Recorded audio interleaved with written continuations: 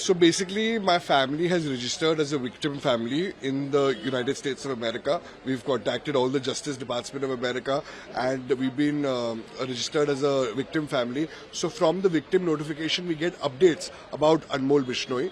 Previously also, we got to know that he's detained by the DHS, the Department of Homeland Security, in Iowa, in the jail of Iowa. And today we've got a mail that federal government has removed Anmol Bishnoi from the United States of America as on 18th November 2025. So the question arises that is he being deported to India?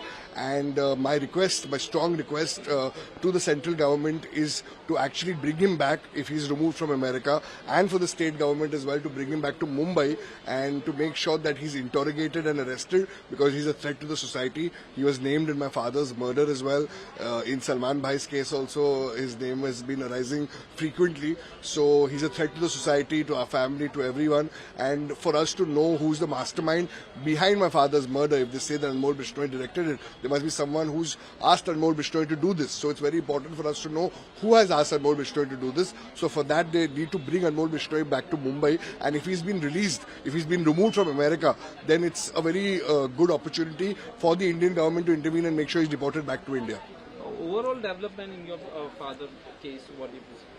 No, see, we are still awaiting justice, and it's been more than a year, and I feel like somewhere down the line, justice has not been served yet. But we are hoping for us to get justice. We are in the court for it, and the people who have done it are behind the jail. But who has actually asked the murder to done? Because nobody's going to do it just for their own sake. Because my father didn't have anything to do with Bishnoi's. So who has asked Anmol Bishnoi or the henchmen to do that? It's very important for us to know that. And we have named the people who we think has done it. But it's for the government and the courts to probe into this. But for today, if Anmol Bishnoi has been removed by the United States of America, he's a key link and he should be brought to Mumbai and interrogated for sure.